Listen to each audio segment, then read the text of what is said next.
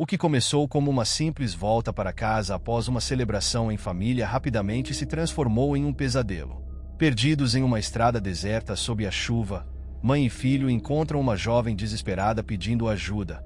Mas o que parecia ser um resgate se torna um jogo mortal. Com uma arma apontada e um par de estranhos perigosos no controle, a sobrevivência se torna uma questão de segundos. Até onde você iria para salvar quem você ama? Descubra o desfecho dessa noite aterrorizante em nossa história arrepiante. Não deixe de curtir e se inscrever. Estávamos voltando do 25º aniversário de casamento dos meus avós. Éramos eu e minha mãe. Eu tinha 9 anos. Meu pai estava em casa doente com uma grave intoxicação alimentar por causa da comida que pedimos na noite anterior. Minha mãe havia cogitado não ir à comemoração, mas ele insistiu para irmos já que eram os pais dela. E quando saímos, ele estava deitado na frente da TV, com um balde ao lado. Minha mãe estava um pouco nervosa com a situação toda, porque meu pai sempre dirigia. Não que ela fosse uma má motorista, mas ela odiava dirigir para lugares mais distantes do que meia hora, e o local da festa ficava a 1 hora ao norte de onde morávamos. Ela se saía bem se tivesse instruções a seguir, mas sempre duvidava de si mesma e podia ser um pouco estressante viajar com ela. Saímos às 5 e deveríamos estar em casa por volta das 10. Chegamos ao local sem problemas, embora já estivesse começando a escurecer quando chegamos, e quando finalmente saímos após nos despedirmos de todos, estava completamente escuro e chovendo. Como estávamos no meio do campo, havia uma grave falta de estradas principais e muitas estradas sinuosas, que se espalhavam pelas colinas e árvores como serpentes. Estávamos dirigindo há apenas 15 minutos quando ouvi minha mãe xingar e olhei para cima, saindo da luz pálida do meu Game Boy. Ela me olhou com um sorriso forçado. Acho que pegamos o caminho errado. Vou dar uma volta. Dirigimos muito mais devagar pela mesma estrada, que era cercada por pomares e fazendas, e finalmente encontramos uma entrada de terra para dar meia volta. Mas 10 minutos depois, parecia que estávamos ainda mais perdidos. Apesar da minha pouca idade, eu podia sentir o crescente desconforto dela. Estava muito escuro e começando a se transformar em uma tempestade lá fora, e não estávamos em nenhum lugar familiar, nem próximos de algum lugar para parar e pedir informações. Eventualmente, minha mãe parou no acostamento para ligar para minha tia, mas a ligação caía o tempo todo, e voltamos para a estrada. Acho que passamos por isso quando estávamos indo para lá. Minha mãe finalmente disse, um pouco esperançosa, e virou em outra estrada. Essa nos afastou das fazendas e pomares e nos levou a uma área mais arborizada, mas a estrada era muito menos esburacada, e pelo menos agora havia sinais de quilometragem. Eu olhei pela janela. Uma criança ansiosa desde o início, os nervos dela apenas alimentavam os meus. Mas pelo menos parecia que estávamos realmente indo para algum lugar agora, ao invés de dirigir em círculos. E então alguém correu para o meio da estrada. Minha mãe gritou e pisou no freio, quase atropelando a pessoa, enquanto eu tentava me lembrar de como respirar no banco de trás. Nos faróis ofuscados, estava uma garota, ou talvez uma mulher. Ela estava gritando e chorando, batendo no carro para que a deixássemos entrar. Minha mãe abaixou a janela um pouco. Por favor, a garota implorou. Por favor, vocês podem me dar uma carona. É meu namorado. Eu tive que fugir. Por favor, não posso deixar ele me encontrar. Era difícil distinguir o rosto dela, mas ela parecia estar na faixa dos 18 aos 20 e poucos anos. Para seu crédito, minha mãe estava desconfiada. Deixe-me chamar a polícia. Por favor, só me deixe entrar. Você não precisa dirigir para lugar nenhum. A voz dela quebrou de terror e ela fungou, o cabelo grudado no rosto por causa da chuva e do vento. Minha mãe hesitou, então se inclinou e destravou a porta do lado do passageiro. A garota correu pela frente do carro e entrou, fechando a porta atrás dela. Muito obrigada, obrigada. E então ela puxou uma arma. Na verdade, eu nem percebi que era uma arma a princípio. A luz do carro estava acesa, mas não era muito brilhante, e eu nunca tinha visto uma arma de verdade antes. Então, por alguns segundos, fiquei confuso sobre por que minha mãe tinha congelado repentinamente, com o celular na mão. Eu talvez nunca tivesse visto uma arma na vida real antes, mas eu tinha idade suficiente para saber o que ela poderia fazer. Me dê o telefone, a garota disse, com todo o terror desaparecido, mas ainda tão sem fôlego quanto antes. Ela soava quase animada, como se estivesse prestes a subir em um brinquedo de parque de diversões. E então ela repetiu: "Me dê o telefone, sua vadia imbecil." Não era dito com raiva. Ela disse como se estivesse recitando uma linha em uma peça que ela protagonizava, e tinha praticado sua linha vencedora por um bom tempo. Minha mãe lhe deu o telefone. A garota guardou-o no bolso. Eu assisti, mudo com o tipo de medo que torna tudo estático. Eu não poderia me mover mesmo se quisesse. Nem pensei que isso funcionaria. A garota riu. Merda, o Max estava certo. As pessoas são umas porras de idiotas. Eu tive o pensamento repentino de que não queria conhecer o Max. Eu estava certo. Estudei a garota por um momento. Ela realmente parecia muito jovem. Minha mente de 9 anos a identificava mais como uma criança grande e malvada do que como uma adulta verdadeira. Ela nem falava como uma adulta. Falava como os alunos do ensino fundamental no ônibus. Seu cabelo era loiro descolorido e preso em um rabo de cavalo fino. E ela tinha um rosto bonito, em forma de coração. Mas seus olhos me assustavam. Eram escuros, não apenas na cor, mas de uma maneira que eu não consigo explicar exatamente. Você simplesmente tinha a sensação, ao olhar para ela, de que era isso. Não havia nada escondido atrás daqueles olhos. Na verdade, o olhar em seus olhos era o que deveria estar escondido, mas estava bem ali, nu e grotesco, forçando você a encarar de frente. Não havia nada ali quando deveria haver algo.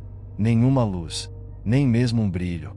Um vazio total de emoção além de sua alegria superficial, como se ela tivesse acabado de ganhar um prêmio insignificante.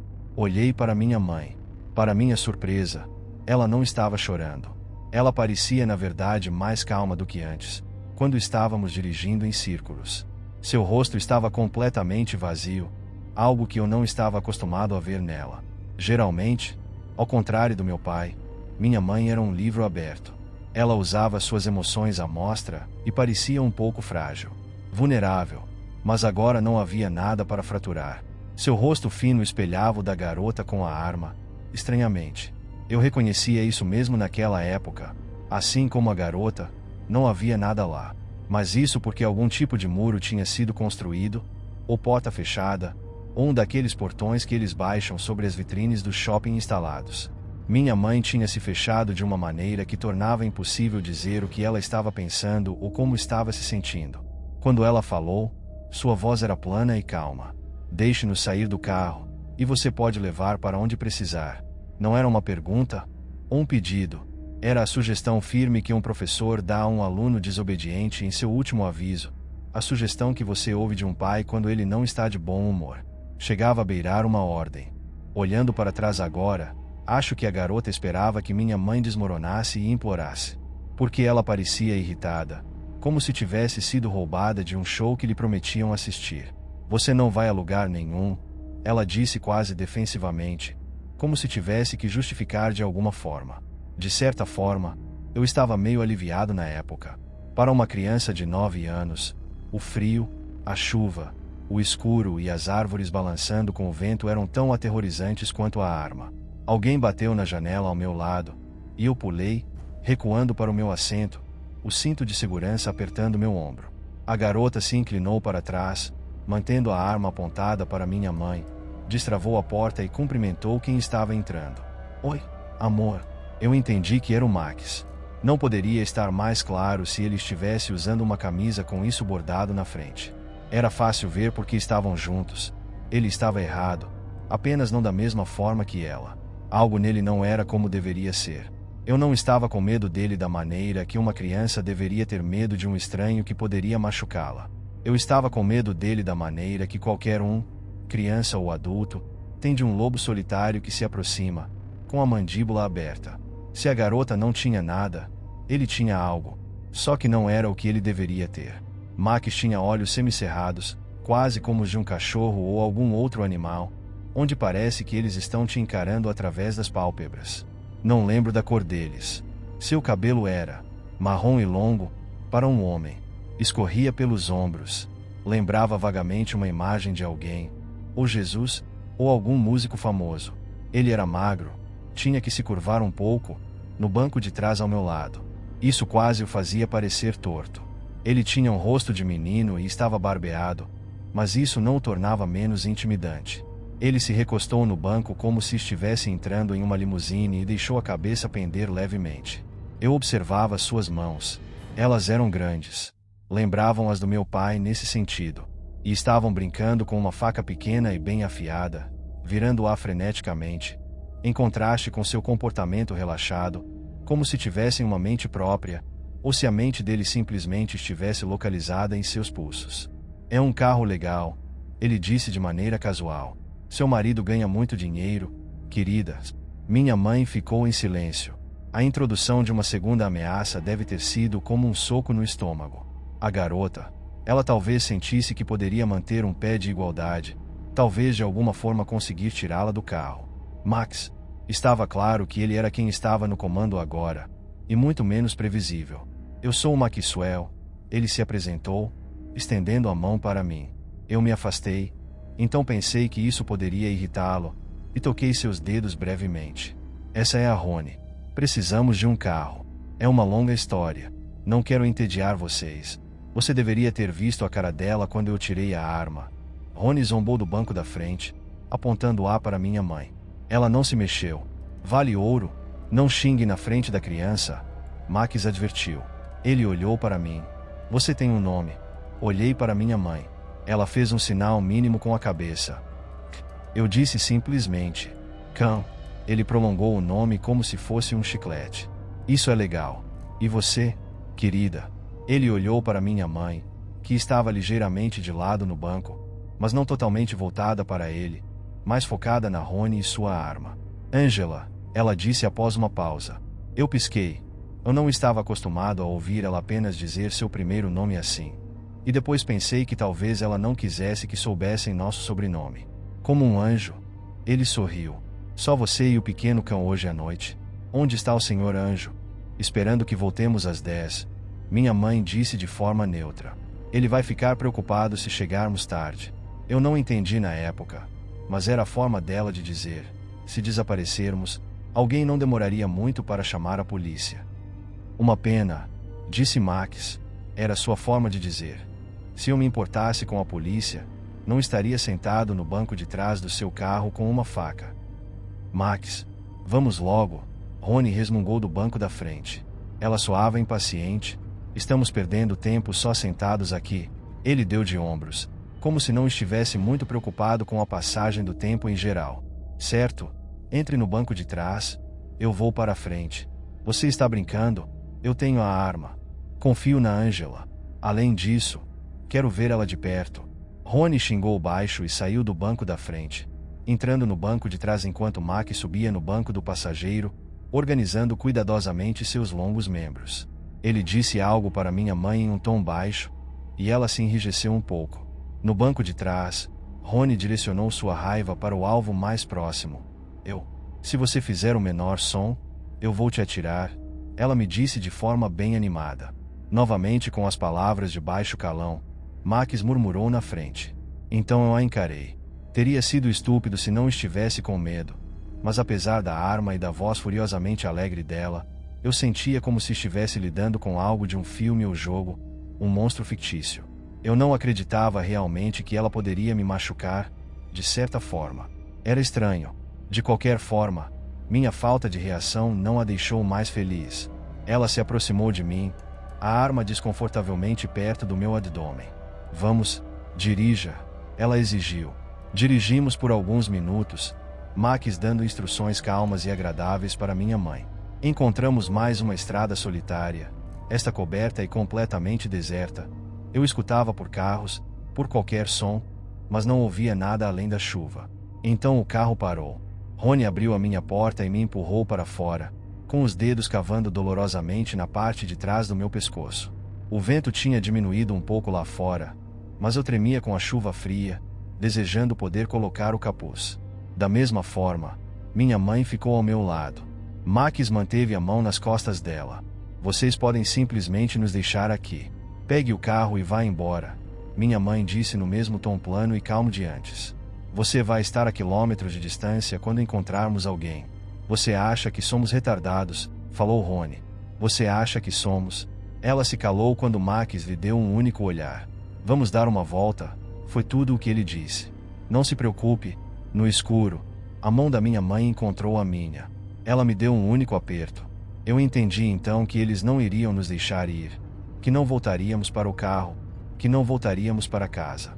Você pode não acreditar em mim. Eu tinha 9 anos. O que eu sabia? Eu deveria ser ingênuo. Mas sabia. As pessoas que têm o luxo de não ver a morte chegando são poucas e distantes entre si.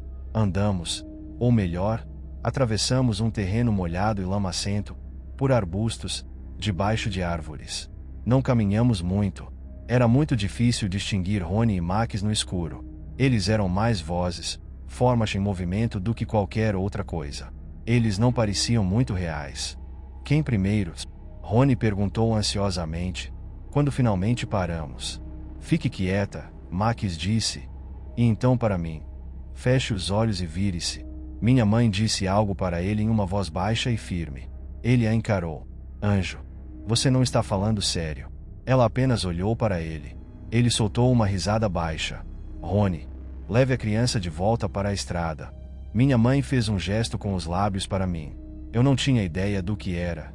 Enquanto eu voltava em direção à estrada com Rony, olhando para trás freneticamente a cada poucos momentos para ver minha mãe e Max. Então me ocorreu. Tenho que correr. Ela tinha uma arma. Mas estava tão escuro que era impossível ver mais do que um pé ou dois à frente do seu rosto. Adicione a isso a chuva. E todas as árvores. O chão escorregadio e molhado. Quer saber o que ele está fazendo com sua mãe? Rony me perguntou, com a respiração quente em meu ouvido. Você sabe de onde vêm os bebês? Esperei até que ela se endireitasse para rir. E então corri, não em linha reta, mas de volta na direção geral de onde viemos. Ouvi seu grito abafado, e então um tiro foi disparado. Não importava, porque não me acertou. Continuei correndo, com as pernas chutando a lama preta, a chuva batendo em meu rosto. Corri tão rápido que tropecei em cima de Max. Ele estava deitado de bruços no chão, a lama misturando-se com seu cabelo longo. Algo estava preso em seu pescoço. Percebi que era sua faca. Minha mãe estava sentada no chão ao lado dele, seu cabelo emaranhado e sua maquiagem escorrendo pelo rosto, as mãos tremendo em seu colo. Ela me viu e me puxou para ela, minha cabeça contra seu peito. Então ela lutou para se levantar e continuamos andando, ouvindo por Rony o tempo todo. Finalmente, ouvimos um uivo distante de raiva, e nesse momento paramos debaixo de uma árvore, e minha mãe, com algum esforço, me ergueu para um dos galhos mais baixos, e depois subiu também. Ficamos lá por um bom tempo, e depois finalmente descemos e continuamos andando. 20 minutos depois, encontramos uma cabana de caça. Meia hora depois, parecia que metade da força policial do estado tinha chegado. Encontraram Rony e o carro exatamente onde havia sido deixado. Ela foi gentil, no fim das contas, ao não se matar dentro do carro.